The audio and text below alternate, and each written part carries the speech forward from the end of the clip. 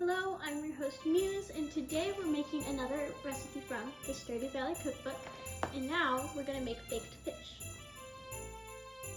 In the game you get this recipe from watching the Queen of Sauce, and here it makes 2 to 4 servings. To start this off, preheat your oven to 400 degrees Fahrenheit, get a rimmed baking sheet and put a wired rack on top of it. And once you have all that, you're going to get some thyme, oregano, and bay leaves, and put them in 2 bunches that are roughly the length and width of your fish. So this is what it looks like when it's done. It doesn't have an exact amount of how much of the thyme and oregano you're going to use, but it does say to use 8 fresh bay leaves.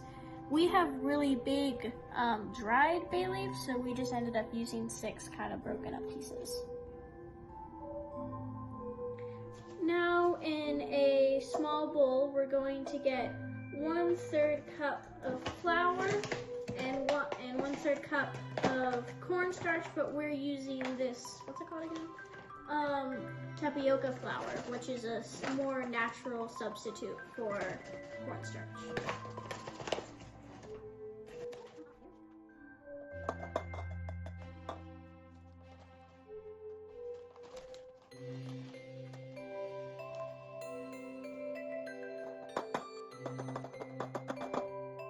Now we're just gonna kind of lightly mix it together. Doesn't really matter how much you do it. And then we're going to put that on a smaller or other baking sheet, just kind of lay it out. So we mixed that up a little bit all together, and we're going to evenly spread that across this smaller baking sheet.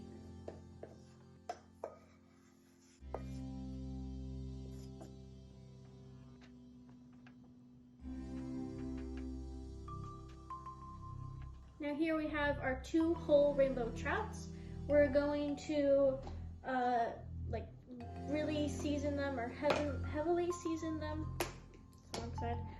with salt and pepper, making sure that we get it on the inside and the outside.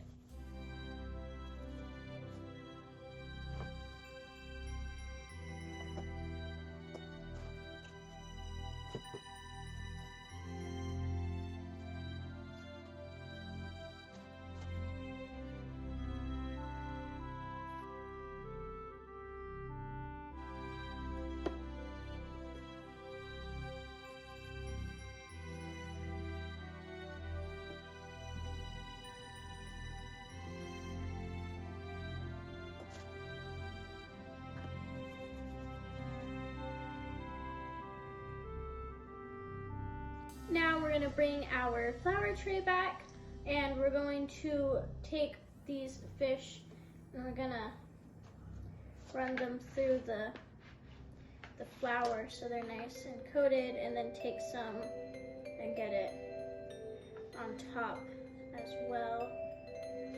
Just kind of flip it around a bit. It's nice and coated. Then get the other one, and then we're just going to leave these on here for now. Now you're going to get a cast iron skillet, but ours is a little too small, so we just have this non-stick pan. And if even then your fish don't quite fit in it, you could cut off the tail, but we want to use the full thing, so we're just using a bigger pan. Then you're going to put about 1/4 inch of high heat neutral cooking oil. So it says that you'll know when it's done if you take a bit of our flour mixture and you put it in, and it simmers immediately. So let's see if it works. Yeah, I think that worked. It sounds pretty simmery to me. So now that we know it's all ready, we're going to carefully pick this up by its tail, shake the excess flour off, and lay it in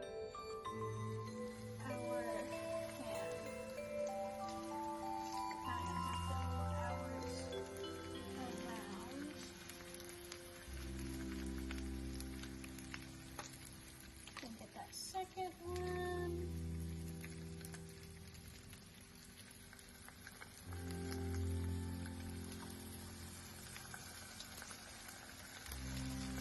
Then we're going to let that cook for about 2 minutes, then flip the fish.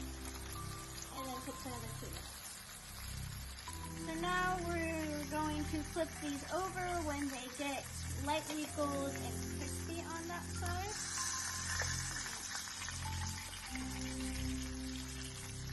It's a little funky.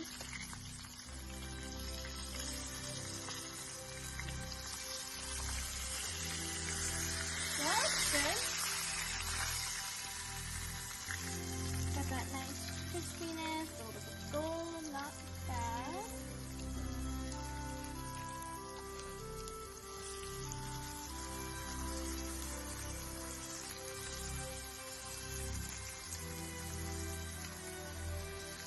Yeah, it's pretty good on that side. So now that this has been cooking on this side for 2 minutes, we're gonna get this up and place it on our herbs that we prepared earlier.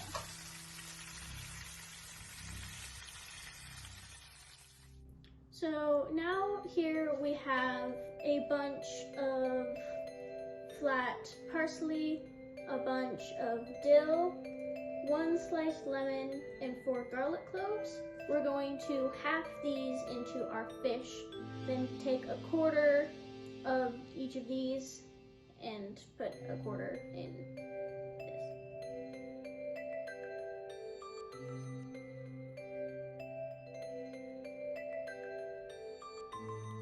A quote from Gunther.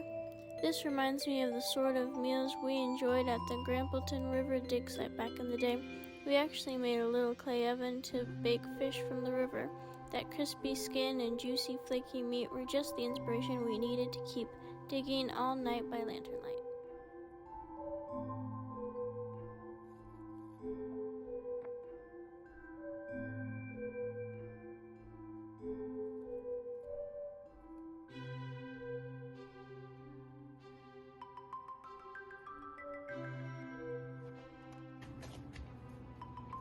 Now we're going to place this in our oven for about 15 minutes or until it gets flaky.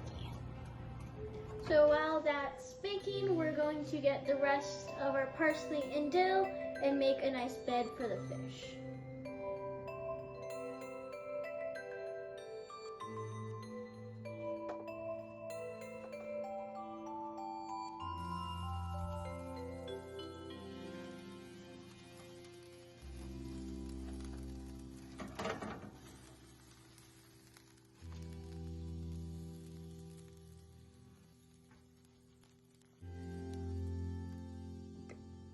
So now we're going to place our fish onto that bed of the parsley and dill. Then we're going to put these lemon wedges here from a second lemon and put them around the fish.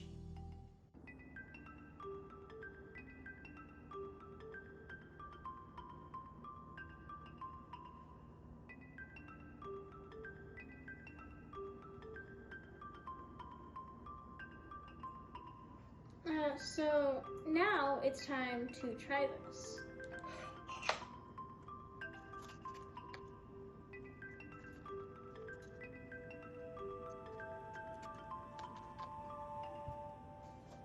Just got a little bit here.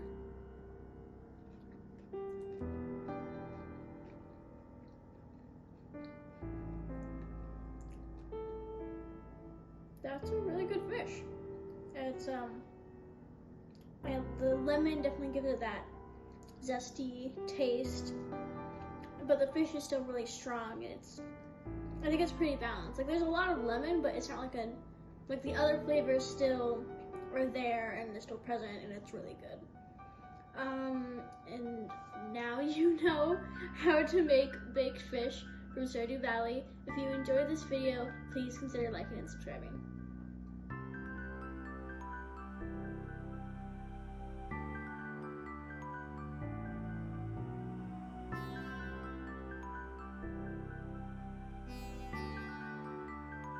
Never stop striving to reach perfection.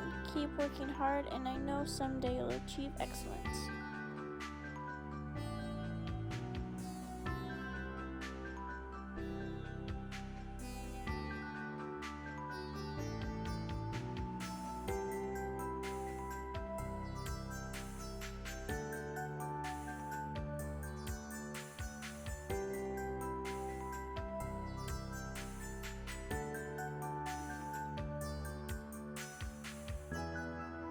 Here it says that we only have one more recipe for the winter section, so stay tuned for next week when we do our winter final.